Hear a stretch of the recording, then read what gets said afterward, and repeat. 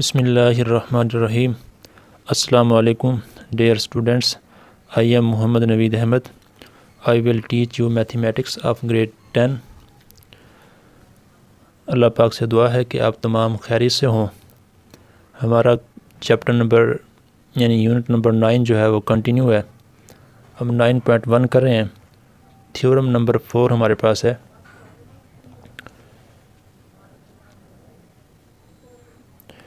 Theorem number 4 start करने से पहले आपसे रिक्वेस्ट है कि अगर आपने थ्योरम नंबर 3 लेक्चर नहीं लिया तो स्क्रीन पर मैं आई बटन में लिंक दे रहा हूँ, आप स्क्रीन के सामने शो हो रहा होगा। आप वहाँ से जो है ना थ्योरम नंबर 3 के लेक्चर ले सकते हैं। ठीक है जी, हम स्टार्ट करते हैं। बुक में हमारे पास जो स्टेटमेंट है वो रीड कर लेते हैं, फिर इंशाल्लाह हम जो है ना इसे अच्छे तरीके से रिटर्न समझेंगे। देखिए सबसे पहले हमारे पास स्टेटमेंट क्या है जी थ्योरम की। If two chords of a circle are congruent, ठीक है जी, congruent, then they will be equidistance from the centre. इसका मतलब ये है कि वो कहता है कि two chords of a circle, ये सर्कल है हमारे पास, इसके टू कॉर्ड्स हमारे पास क्या है जी, ए बी और सी डी, और कॉन्ग्रुएंट है, मतलब ये जो इनकी जो लेंथ है ना वो बराबर है, ए बी बराबर है सी डी के। ठीक है जी, कॉन्ग्रुएंट है। देन आपने प्रूव ये करना है कि इन दोनों कॉर्ड का जो डिस्टेंस है ओ से, सेंटर ओ से क्या है, इक्वल है। इट मीन आपने ओ एच प्रूव करना है मेजरमेंट ओ के। ठीक है, ये हमने प्रूव करना है। आइए हम खुद इसे सॉल्व करते हैं। चलें जी, सबसे पहले आपने स्टेटमेंट को पढ़ते हुए आपने डायग्राम बना लेनी है। ठीक है जी, वो कैसे, if two chords of a circle, यानी कि आपने सर्कल बनाना है। क्या बनाना है जी, नंबर 1 सर्कल बनाना है। सर्कल बना लिया जी आपने। ठीक है जी, उसके बाद two chords of a circle, उसके टू कॉर्ड्स बनाने हैं, यानी वतर, जो कि हमने क्या बनाया है, ए बी लिया और दूसरा आपने सी डी लिया। ठीक है जी, और कॉन्ग्रुएंट, यानी कि आपने इक्वल लेंथ के लेनी है, मतलब ए बी की लेंथ सी डी के इक्वल होनी चाहिए। Then they will be equidistant from the centre given. ये हमारे पास यहाँ तक स्टेटमेंट है इसकी। वो कहते हैं कि जो हमारे पास कॉर्ड है इसकी लेंथ सेंटर से इक्वल हो, ये आपने प्रूव करनी है, यानी कि ओ एच ये प्रूव करना है ओ के। ठीक है जी, अब हमने, उन्होंने कहा कि सर्कल लें, उसके टू कॉर्ड्स कॉन्ग्रुएंट कॉर्ड लें, और जबकि हमने जो है ना ये ओ एच और ओ के ये परपेंडिकुलर ड्रा करने हैं सेंटर से। क्यों? क्योंकि हमने ओ से इन कॉर्ड तक, ओ से ए बी और ओ से सी डी ये वाला डिस्टेंस फाइंड करना है। और जब भी हमने डिस्टेंस फाइंड करना हो ना, तब हम जो है ना ड्रा करते हैं सेंटर से परपेंडिकुलर। 9th में भी आपने थ्योरम्स की है, वहाँ भी जहाँ भी हमने डिस्टेंस फाइंड करना होता था तो हम परपेंडिकुलर ड्रा करते हैं। क्यों परपेंडिकुलर? इसलिए ड्रा करते हैं क्योंकि परपेंडिकुलर जो है ना ये शॉर्टेस्ट डिस्टेंस होता है। ठीक है जी, अब चलिए करते हैं। अब हमारे पास गिवन क्या है, जो गिवन है वो आप लिख दें। गिवन ये है कि ए बी और C D are equal chord of circle. लिखिए यहाँ पर A B and C D are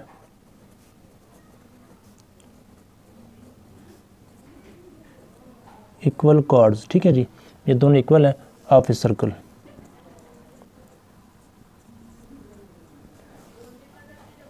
एक सर्कल के दो कॉर्ड्स हैं और ये आपस में क्या हैं जी, इक्वल हैं, और इनका सेंटर हमारे पास क्या है जी, सेंटर ओ है।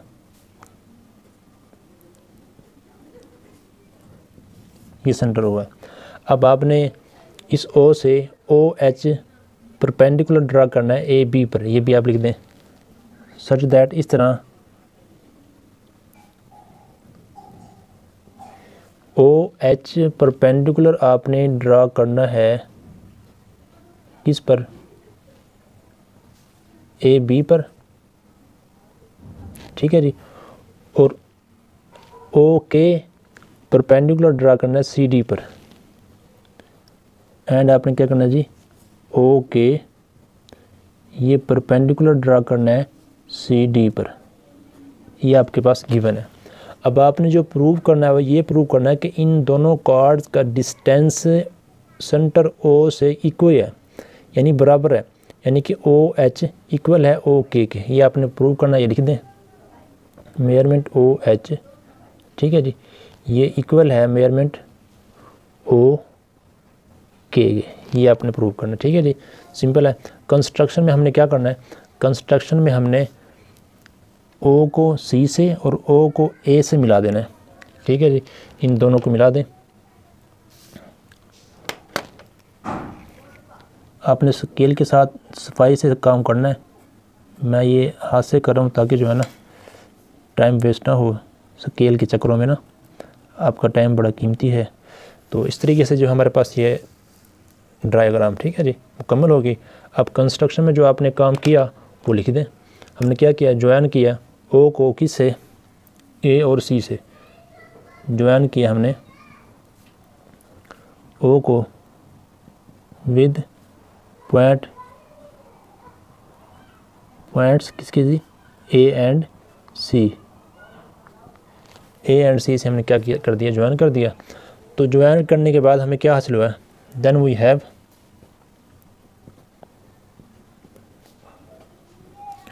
तो हमारे पास क्या हासिल हुआ जी, दो राइट ट्रायंगल, एक राइट ट्रायंगल हमारे पास ये है और दूसरी राइट ट्रायंगल हमारे पास ये है।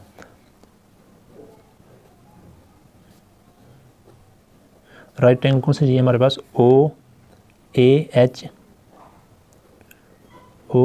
है और दूसरी ओ सी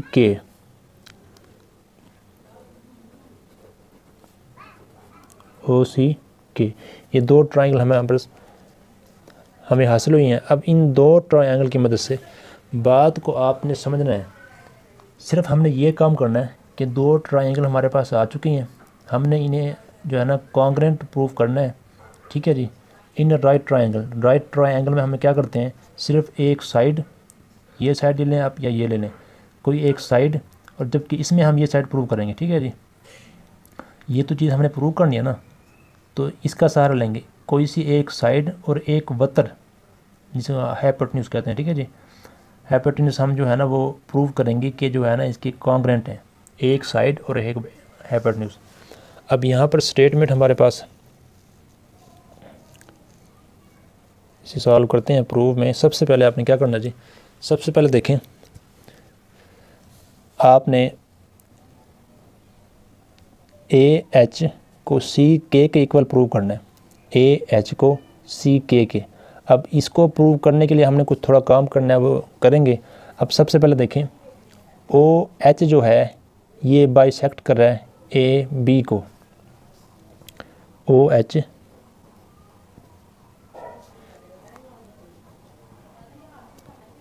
बाइसेक्ट्स कॉर्ड ए बी। अब ये हमें बात समझ नहीं आई कि ओ एच बाइसेक्ट्स कर रहा है कॉर्ड ए बी को, वो कैसे, क्योंकि उसकी वजह यह है कि हम ये जानते हैं ना ओ एच परपेंडिकुलर है ए बी पर, ये चीज़ तो हम जानते हैं कि ओ एच परपेंडिकुलर है ए बी पर, ऐसे ही है ना जी, ये बात आप जानते हैं। ये कैसे जानते हैं, ये चीज़ हमें यहाँ पर गिवन में दी गई है ये चीज़, और जब ओ एच परपेंडिकुलर हो ए बी पर, इसका मतलब क्या है, हमने थ्योरम नंबर 3 में क्या पढ़ा जी, थ्योरम नंबर 3 में क्या पढ़ा, परपेंडिकुलर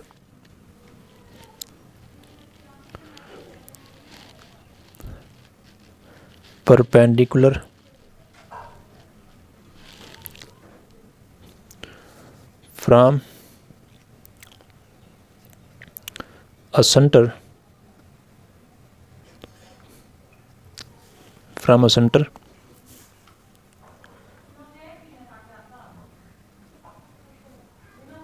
on chord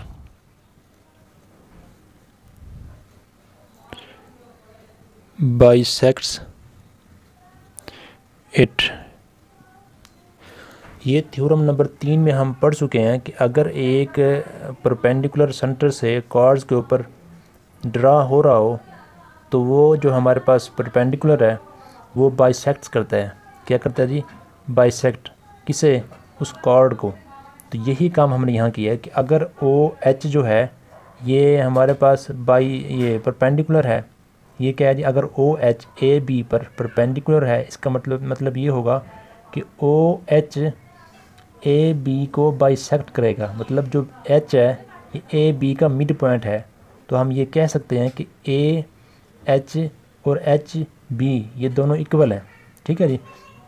तो अब हमने जो फाइंड करना है वो क्या फाइंड करना है कि मेजरमेंट ए एच हमने ये फाइंड करना है। तो हम इसकी वैल्यू को कैसे लिखेंगे? इसे हम ऐसे लिख सकते हैं कि मेजरमेंट ए जो एच है ये हाफ है। ये क्या है जी? हाफ है। किसके? मेजरमेंट ए बी के। इसे आप इक्वेशन नंबर 1 का नाम दे दें। और यही काम आपने यहाँ करना है। ठीक है जी। अब यहाँ पर आप क्या करेंगे कि आप यहाँ लिखेंगे सिमिलरली ओ के बाइसेक्ट्स सी डी।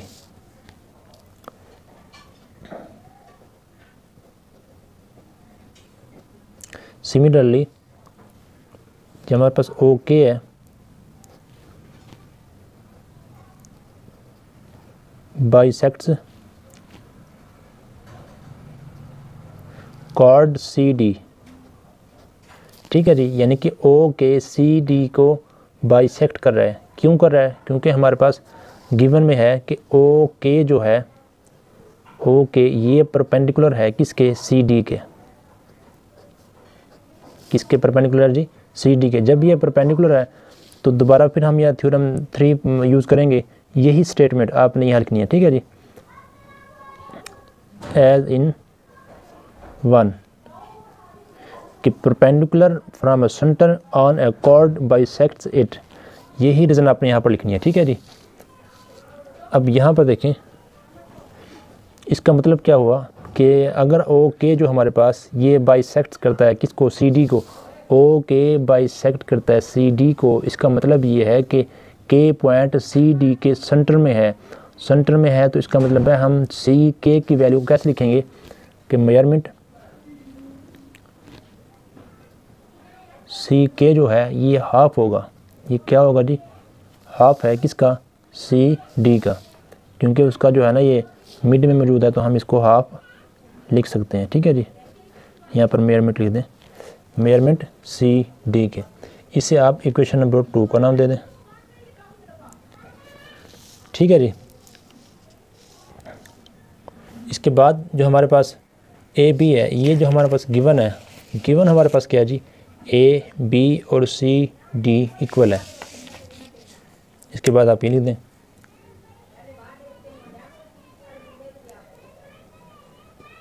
जो हमारे पास मेजरमेंट ए बी है ये इक्वल है मेजरमेंट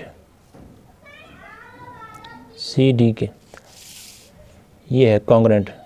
2 कॉर्ड्स जो हमारे पास है वो क्या है जी? कॉन्ग्रेंट। मतलब ए बी कॉन्ग्रेंट है सी डी के। मतलब ये इक्वल है। ये हमारे पास क्या है जी? गिवन है। आप यहाँ लिख दें गिवन। ठीक है। रब्बीनी मगलूबन फंतसिर। ठीक है जी। But measurement A B is equal to measurement C D given. ये हमें गिवन है। अब आपने इसे इक्वेशन नंबर 3 का नाम देना है। अब प्यारे बच्चों परेशान नहीं होना। अब यहाँ पर गौर करो। पहली बात हमने यहाँ पर की कि ए एच बराबर है हाफ ए बी के। ये जो है ना ए एच है इसके हाफ है टोटल के। और यहाँ सी के हाफ है सी डी के। ये बात की। और दूसरी बात हम ये कर रहे हैं कि ए बी बराबर है सी डी के। अब यहाँ पर गौर करो, अगर हमारे पास टोटल बराबर है टोटल के, टोटल बराबर है टोटल के, तो हम ये कह सकते हैं कि हाफ बराबर है हाफ के। ठीक है जी। टोटल बराबर है टोटल के तो हम क्या कहेंगे? हाफ बराबर हाफ के। तो अब यहाँ पर आप क्या लिखेंगे? यहाँ पर आप लिखेंगे तो आप मसावात नंबर 1 यानी इक्वेशन नंबर 1 2 एंड 3, इन तीनों को यूज़ करते हुए यूजिंग 1, 2 एंड 3, इन तीनों को आप यूज़ करेंगे कि अगर आप ए बी और सी डी की यहाँ से वैल्यू यहाँ पुट करें तो कटिंग के बाद हमारे पास मेजरमेंट ए एच ये बराबर होगा, मेजरमेंट ए एच ये बराबर साबित होगा मेजरमेंट सी के। ठीक है जी। तो इसे आप इक्वेशन नंबर 4 का नाम दे दें। ठीक है। अब यहाँ पर हमारे पास क्योंकि हमने ये राइट एंगल लिया था तो ये राइट ट्रायंगल है, तो अब हम राइट ट्रायंगल के लिहाज से यहाँ पर बहस करेंगे। इन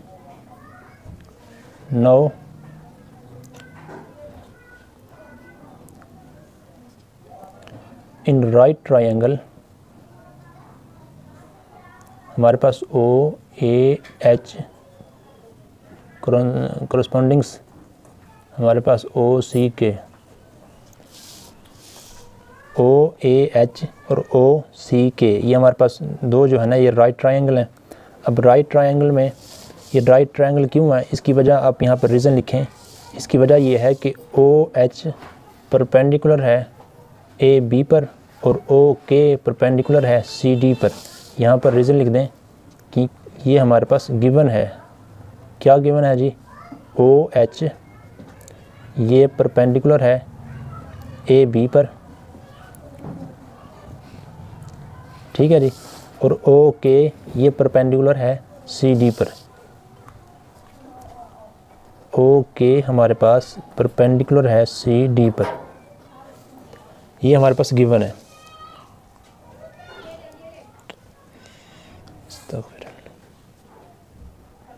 ठीक है जी।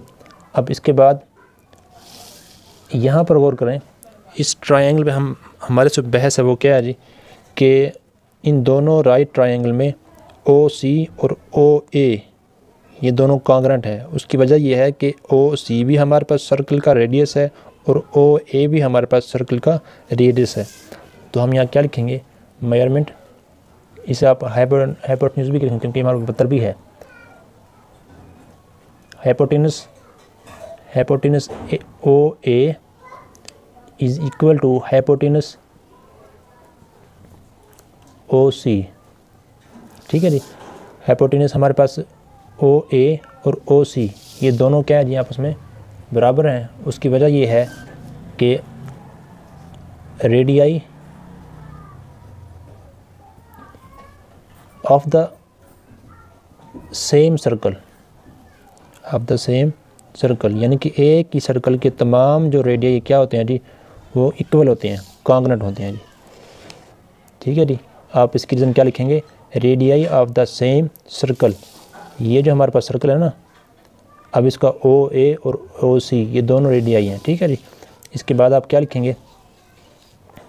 शाबाश। इसके बाद हमने क्या जो करना है, अब हम जो ऊपर प्रूव कर चुके हैं वो क्या कर चुके हैं जी? इक्वेशन नंबर 4 में प्रूव्ड हम कर चुके हैं। क्या प्रूव्ड कर चुके हैं जी? कि मेजरमेंट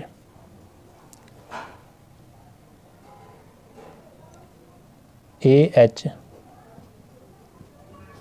ये इक्वल है मेजरमेंट सी के। अब यहाँ पर देखें, ये है राइट ट्रायंगल। राइट ट्रायंगल में किसमें जी? राइट ट्रायंगल में आपने एक हाइपोटेन्यूज और एक साइड ये कॉन्ग्रेंट प्रूव करनी होती है दूसरी ट्रायंगल की हाइपोटेन्यूज और साइड से। अब यहाँ पर देखें, ये हमारे पास ट्रायंगल है, ये हमारे पास ट्रायंगल है। ठीक है जी। एक ट्रायंगल आपके पास ये है और दूसरी ट्रायंगल आपके पास ये है और ये राइट है। इस राइट में देखें हमारे पास, इस राइट में हमारे पास ये जो है ना ओ ए ओ सी, ओ ए ओ सी ये है हाइपोटेन्यूज। ठीक है जी। इसके वतर हैं, हाइपोटेन्यूज स्केल है, ये हाइपोटेन्यूज स्केल है। ठीक है जी। ये दोनों जो हैं इसके हाइपोटेन्यूज हैं, ये हाइपोटेन्यूज हैं। उसके बाद हमारे पास जो ए एच और सी के हैं, ए एच और सी के, ये हमारे पास एक साइड है। और जब एक हाइपोटेन्यूज और एक साइड इन राइट ट्रायंगल में, एक हाइपोटेन्यूज और एक साइड जब कॉन्ग्रुएंट प्रूव हो जाएं तो वो ट्रायंगल आपस में क्या होती हैं, कॉन्ग्रुएंट होती हैं। वो कैसे, हम हाइपोटेन्यूज और साइड पोस्टुलेट यूज़ करेंगे। ठीक है जी। अब यहाँ पर क्या लिखेंगे, ट्रायंगल ओ ए एच ये कॉन्ग्रुएंट है ट्रायंगल ओ सी के। अब ये दोनों ट्रायंगल कॉन्ग्रुएंट प्रूव हो गई हैं। जब दोनों ट्रायंगल कॉन्ग्रुएंट प्रूव हो जाएं तो इसका मतलब ये है इनके ये जो साइड है ओ एच और ओ के, ये भी क्या होंगे, कॉन्ग्रुएंट होंगे। अब यह लिखेंगे मेजरमेंट ओ एच, ये क्या है जी, इक्वल है मेजरमेंट ओ के। और यही चीज़ हमने ओ एच, देखें यही चीज़ हमने प्रूव करनी थी। ठीक है जी। उम्मीद है ये आप मसला आपको समझ में आ गया होगा। दोबारा रिवीजन करते हैं। सबसे पहले आपने क्या करना जी, देखें वो कहते हैं if two chords of a circle are congruent then they will be equidistance from the centre. अगर हमारे पास सर्कल हो, उसके 2 कॉर्ड्स हों और उसकी लेंथ क्या हो जी, सॉरी,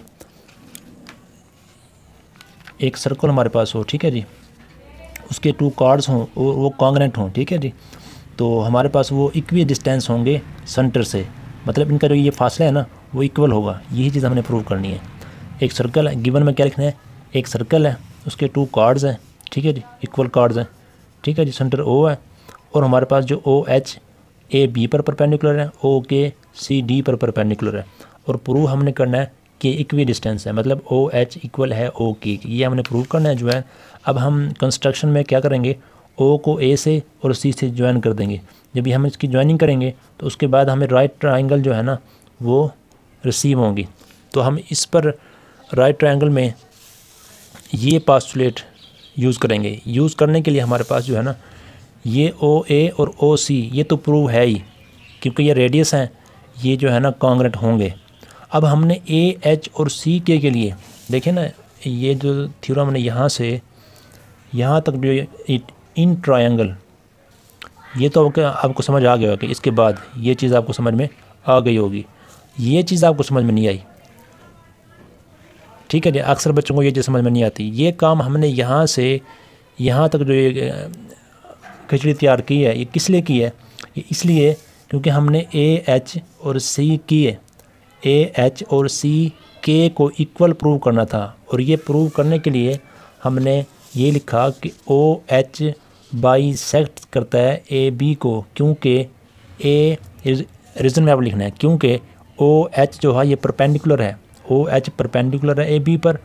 और ये हम पढ़ चुके हैं कि जब कोई लाइन ड्रा की जाए सेंटर से कॉर्ड्स के ऊपर और वो परपेंडिकुलर हो, क्या हो जी, परपेंडिकुलर हो, तो ये लाजमी बात है कि वो इसे बाइसेक्ट करेगी, मतलब 2 बराबर हिस्सों में तकसीम करेगी। अब ये रीज़न लिखेंगे आप, perpendicular from a centre on a cord bisect it, ठीक है जी, आप यहाँ पर रीज़न लिख देंगे। यही काम आपने यहाँ पर करना है, क्योंकि ओ के परपेंडिकुलर सी डी पर, तो इसलिए ये बाइसेक्ट करते हैं, ठीक है जी, यहाँ पर लिख देंगे। तो बाइसेक्ट का मुराद ये है कि ए एच जो है ये हाफ ए बी के इक्वल है, सी के जो है वो हाफ सी डी के इक्वल है। और जबकि गिवन में है कि ए बी और सी डी ये क्या है जी, ए बी और सी डी इक्वल है। इन तीनों की मदद से, दोनों की मदद से हम इसे प्रूव करेंगे कि ए बी जो है इक्वल है सी डी के, A B measurement A B is equal to measurement C D. अब ये हमारे पास गिवन है, ये चीज़ हमने यहाँ पर इस थ्योरम नंबर 3 की मदद से प्रूव किया। अब इन दोनों ए बी और सी डी के अगर हम यहाँ से इक्वेशन नंबर 1 और 2 से वैल्यू पुट करें तो हमारे पास ये आंसर आएगा। अब हमने इन तीनों रिजल्ट्स को यूज़ करते हुए ए एच और सी के को इक्वल प्रूव कर दिया। जब ए एच और सी के इक्वल प्रूव हो गया तो अब हम ट्रायंगल में, अजान सुन लें, अजान हो रही है, ठीक है जी, उसके बाद करते हैं। चलें जी, अजान हो गई है। अब करते हैं अज़ान। जब भी हो ना जी, अज़ान एक बार सुनना वाजिब है, इसलिए जो है ना एक अज़ान का जवाब देना ज़रूरी है। तो जब भी अज़ान हो, अज़ान का जवाब देना ज़रूरी है। अच्छा देखिए जी, अब यहाँ तक हमने मेजरमेंट AH और CK, ठीक है जी, इन्हें इक्वल प्रूव कर लिया। अब हम यहाँ से असल काम शुरू करेंगे कि इन दोनों राइट ट्रायंगल को कॉन्ग्रेंट प्रूव करेंगे। अब यहाँ पर देखें जी, इन राइट ट्रायंगल OAH और OCK, अब हम इसमें बहस करेंगे। अब राइट ट्रायंगल में हमने दो चीज़ें प्रूव करनी होता है। नंबर एक हाइपोटेनस या हाइपोटेन्यूज कह लें, ठीक है जी, और दूसरा साइड। अब यहाँ पर देखें, हाइपोटेनस हमारे पास ये प्रूव है, ये प्रूव्ड है, क्योंकि हमारे पास एक सर्कल है, उसके तमाम जो रेडियस होते हैं, रेडियाई होते हैं, वो इक्वल होते हैं। तो हम यहाँ लिखेंगे कि OA, हाइपोटेनस OA और हाइपोटेनस OC ये क्या है जी, सेम सर्कल के हैं, तो लिहाजा ये इक्वल होंगे।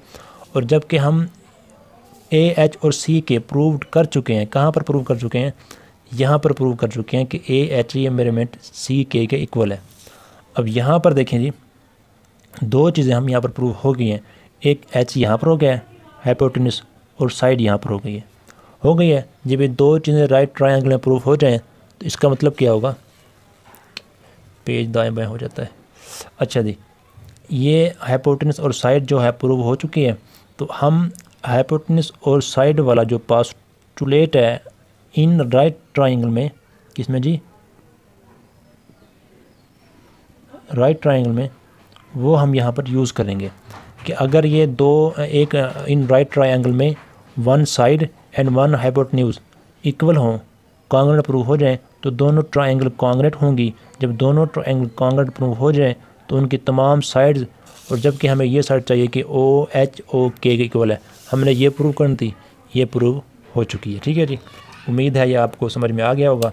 अगर आपको लेक्चर समझ में आया हो तो लेक्चर इसे लाइक कीजिएगा। अगर कोई इसके मुताल्लिक़ कोई क्वेश्चन हो तो आपने कमेंट सेक्शन में ज़रूर पूछना है।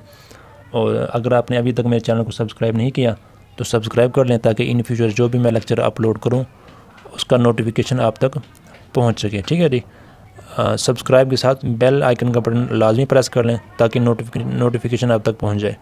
अपना ख्याल रखें, मेहनत करें, अल्लाह पाक आपको दुनिया आखिरत में कामयाब करें। इस लेक्चर को आपने अपने फ्रेंड्स में, फेलोज़ में जो है ना शेयर करना है, ताकि जैसे आपका फ़ायदा हुआ उनका भी फ़ायदा हो। ठीक है जी, अपना ख्याल रखें, मेहनत करें, अल्लाह पाक आपको दुनिया आखिरत में कामयाब करें। अस्सलाम वालेकुम।